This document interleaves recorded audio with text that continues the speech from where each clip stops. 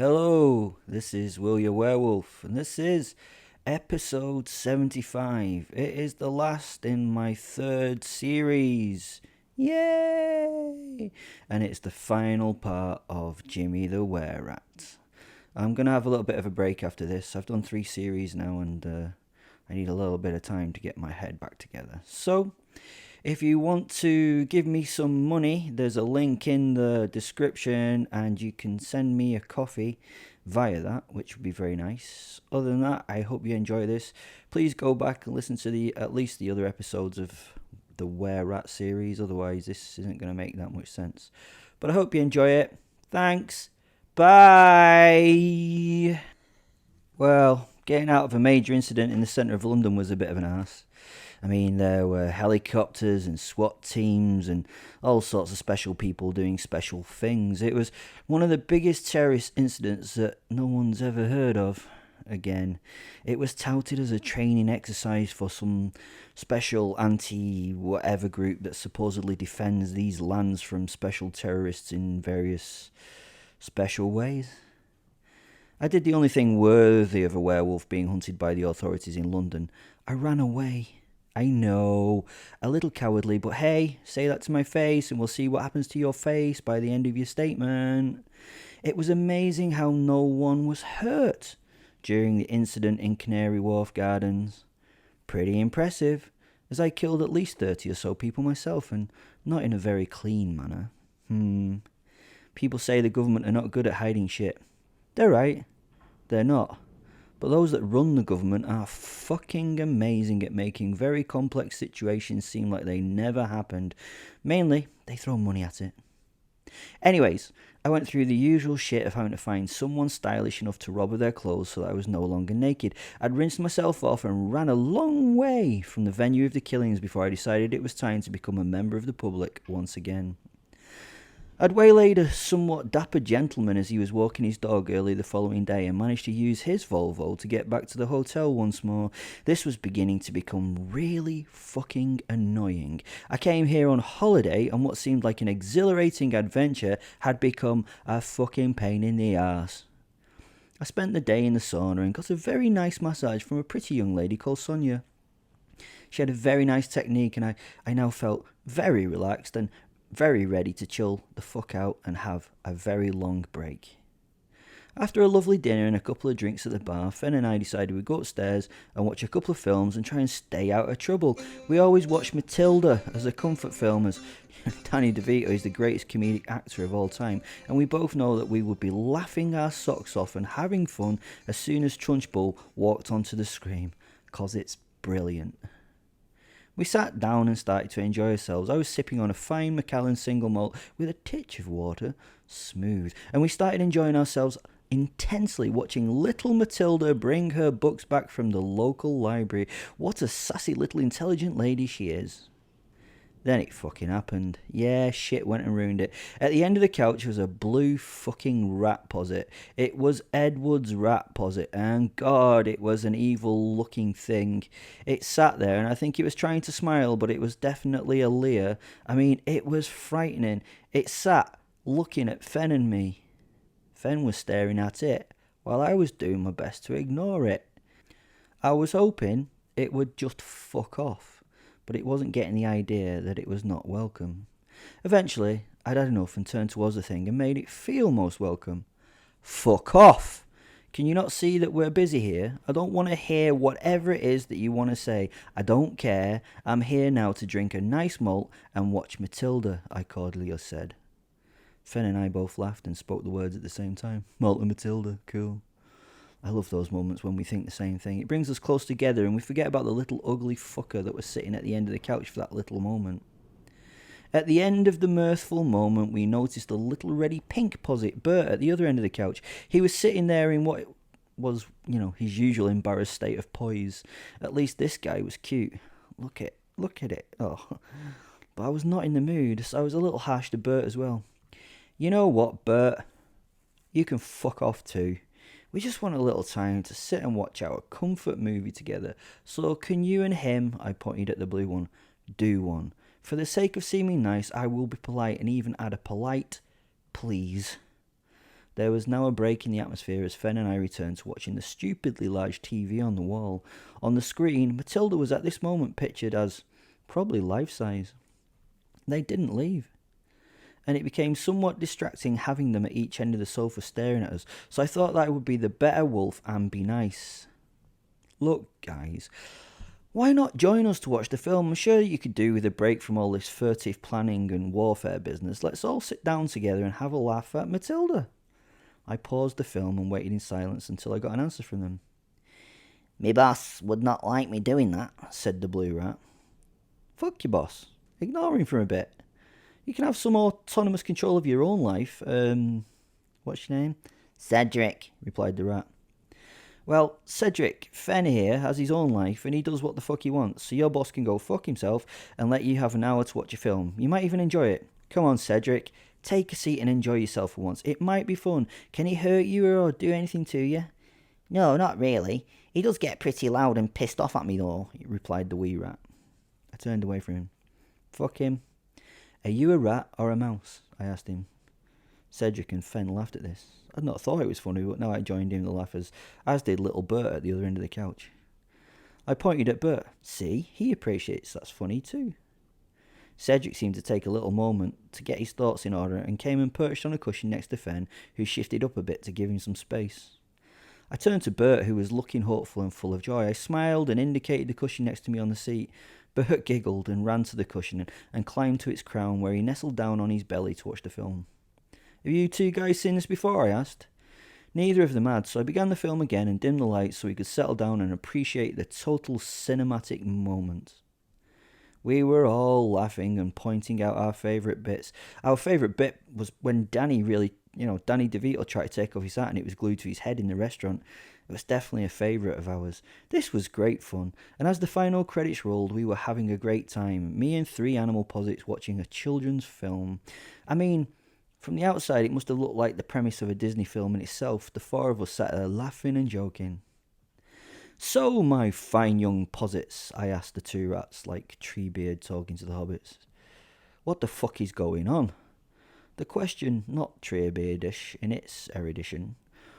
Why do your bosses hate each other so much these days?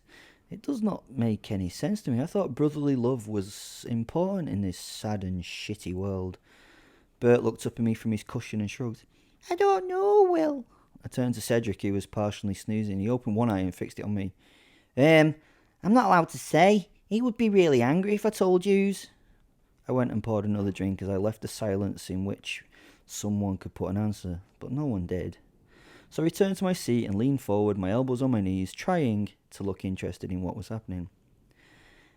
I think they just don't get on no more because of their history and stuff, said Bert.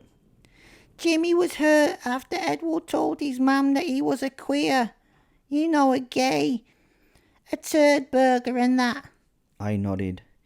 Jimmy had not told his mum and thought it was his right to tell her that he was queer, not Ed's. I looked at Fen sitting there with his jaw hanging open at this information.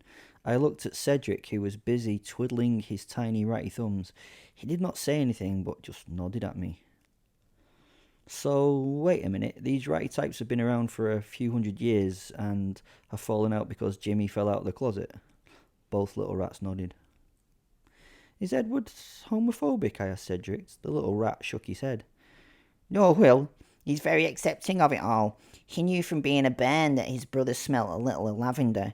He was also a little chuffed that he was a chutney ferret because he admired them craze, and one of them was a woofter, weren't he? So, is Mum upset? I asked.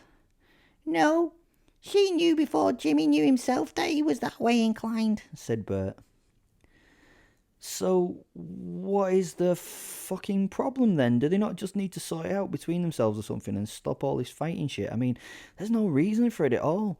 No one cares and everyone already knew. I think Jimmy just is a little butthurt, said Bert, which made me and Fen giggle in a very childish manner. Butthurt. Gays, butthurt. Sorry. Right. I know the bosses are probably listening into this conversation, so let me talk to them through that telepathic shit you guys do so well. Right. Eddie and Jimmy, I know you're listening. Here is what is going to happen. You guys are going to meet at a location that I decide. I will tell Bert and Cedric tomorrow where that will be. You will be decent fellows and you will come by yourself and you will sort this shit out between you. You're doing my head in. And I think killing either of you is too much of a hassle and no fun at all. You guys are too good to let that happen. Also, your posits are the coolest little guys around, so get it fucking sorted. We arranged the meeting so it would be on late at night in a couple of days' time. We agreed that it would be on a London dock, which meant it would be safe and secure from at least 3 angles as it would be surrounded by tidal waters. It was also a mile drive to the end of the dock, a mile of open space that no one could hide in or be bothered around the site. I'd used this place many times before for clandestine meetings, so I knew it well. It had been decided that the Simpkins brothers would arrive by car and that the only person with them would be the big burly beige brothers. After all, they did have one each. The venue would be a vehicle I had bought from the military auctions the day before. It was a Mercedes-Benz S600 W140 that the late Emir of Qatar had owned. It was a nice car and had cost me what I would class as an utter fucking fortune. The reason for choosing this particular vehicle was it would reduce the paranoia of the 2 rats, as it had the highest rated ballistic protection you could get on a road-going car at B6/B7. This thing could stop small explosive devices at a most high-velocity gunfire. Regular low-velocity toys would have difficulty even scratching the paintwork. They would be safe as fuck in this beast, to be honest. Driving the fucking thing wasn't fun though. It wallowed around corners even with upgraded suspension and a massively overpowered 6-litre V12. I couldn't imagine how fucking heavy this thing was. It now sat at the end of the dock, its headlights shining out into a windswept sea. A cloudy night covered the meeting perfectly, and I was hoping it would all go well. At 11 p.m, the 2 posits arrived at the dock. They came with hundreds and hundreds of rats that surrounded them and covered the ground as though it was moving and alive. It made my skin crawl as they covered every inch around us. They clambered over everything, including the car. They were stopping every now and again and searching every inch. The tide of rats came in, and then they flushed out, were away, and there was nothing. Fen and I had got a bit creeped out by this, but once they'd gone, we had a bit of a bravadic banter about the whole thing. Yeah, we were brave, honest. Bert and Cedric sat in front of us the entire time, and the Wererats were obviously using them as eyes, ears and noses for this night. Fen and I knew that if we communicated that they would hear what we were thinking, so I spent my time trying to think of things that had nothing to do with this night, such as a lover tries to do when they're trying not to come. I tried to think of something that would not excite me too much. I also wanted to make it as weird as fuck to freak anyone out who was looking into my skull. Naked Margaret Thatcher was now doing things that I am sure were arrestable offences in this country with some imagined beasties. I quite shocked myself with how depraved my thoughts could be, to be honest. They were even too much for me to describe in this podcast, and you know I never have any difficulty telling you all I do and think. Eventually, even the 2 rat posits left, and the next half an hour was spent in the lovely car listening to the stereo system pump out some marvellous Motown tunes while we chatted and waited for the 2 brothers to arrive. 2 sets of headlights appeared in the rearview mirror as 2 vehicles made their way to the man-made jetty where we were sitting and waiting for them. They stopped 300 or 400 yards to the rear of our vehicle, and we got out of the car to meet and greet the duo. The golden Rolls Royce was replaced by a silver Daimler this evening, ostentatious as fuck, but in it was the dapper little fucker, Jimmy, dressed in a maroon trench coat with matching fedora. Billy Beige opened the door for him, and the little man stepped from the car and shook my hand, as he shook himself in the cold of the evening. The wind then pulled at his hat, so he held it down with his other hand, while I asked Fen to take him to the car. Few words were said in greeting as the night was strained and full of portent. I then wandered over to the S-Class Mercedes where Edward sat. I did not know him as well as Jimmy, but he got out himself, closing the door, and he was wearing a grey raincoat over his standard suit. He wore no hat, and his floppy comb-over hair flapped around in the blustery wind. He waited for me to approach him, then shook my hand for a little too long, holding on to it at the end. "Will, if you do anything silly here tonight, you're gonna be so fucking sorry about it." I said nothing and tried not to think anything as he spoke his piece. I just smiled and nodded. "Hey, I just want two brothers to get back together as family. You guys need to build bridges and move on." I then walked with him to the car, which I could see he appreciated. "Nice vehicle, Will. It must have cost a few quid. Tell you what, I'll take it off your hands after this if you want." I smiled and with encouragement told him he could have it. It was, after all, only needed for this one job. Jamie was already in the car, and Edward opened the passenger door on the opposite side and slipped into the seat without talking. They were in, and about to have the most important meeting of their lives. Brothers were trying to find a way to forget, and move on, bringing the family back together after a simple misunderstanding had driven them apart.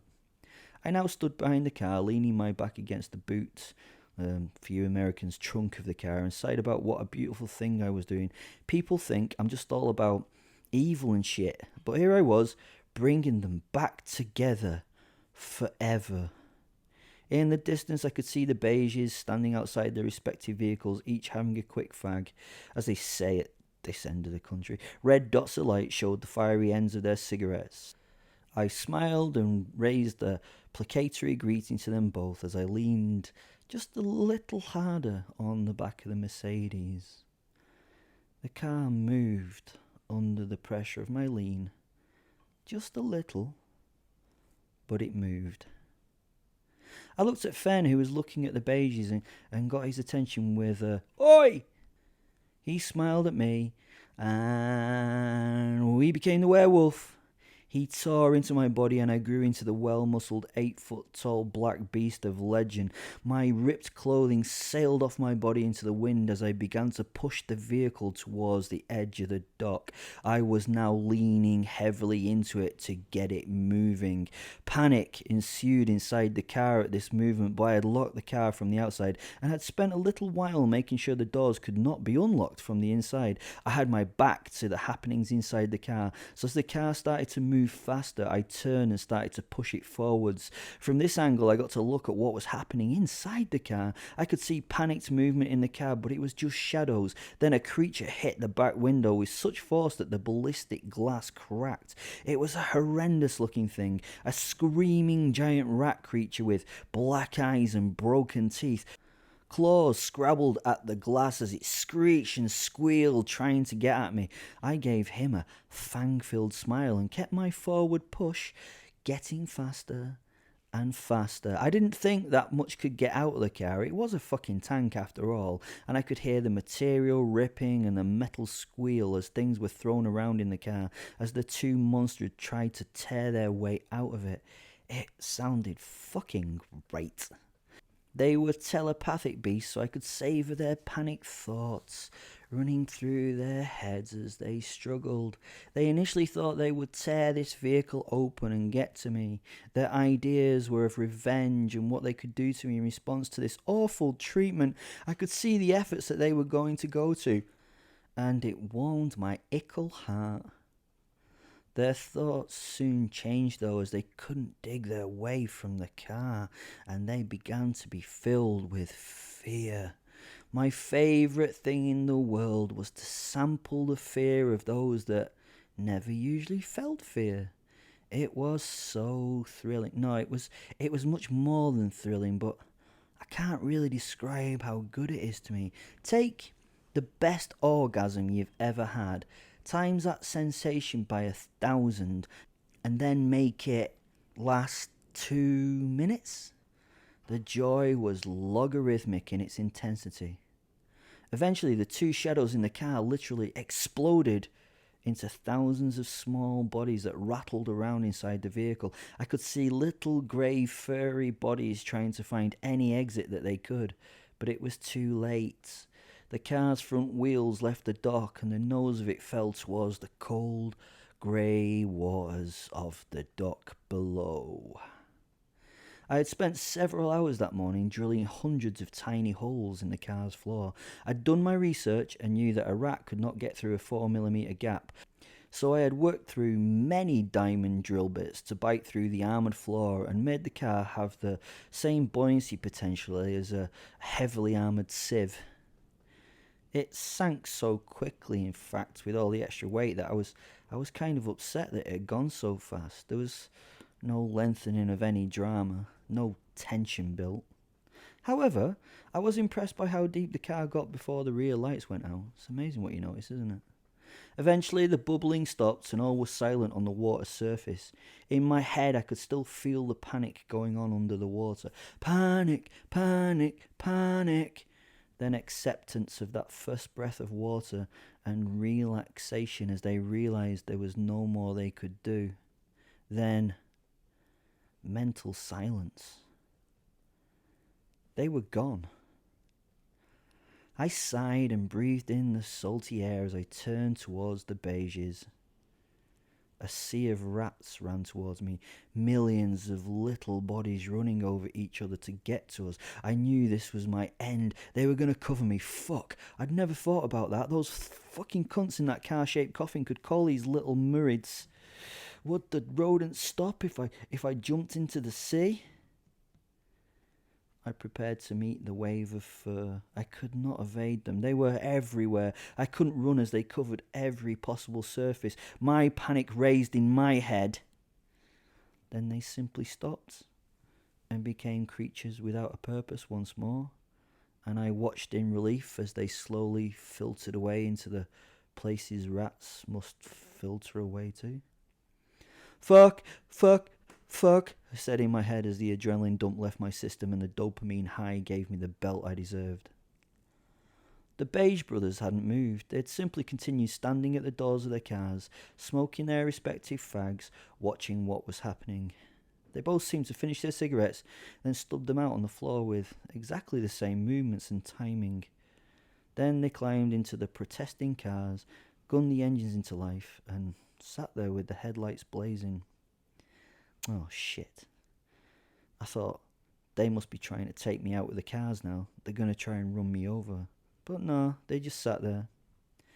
Behind me, I heard two small voices as they chatted and laughed. I turned to see Cedric, the tiny blue rat posit, give a hand up to Bert, the tiny red rat posit. They'd climbed the dock's concrete wall and were now sitting on the edge of it looking at me.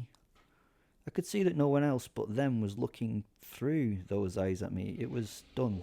They smiled and blinked, then still laughing together happily, they wandered off in the direction of the beiges and the cars. They were very jovial as they went, and it would have felt somewhat rude to have bothered them. They briefly stopped at my feet as they walked past me and looked up. Bert gave a big smile, and Cedric gave a thumbs up. Then they were also gone.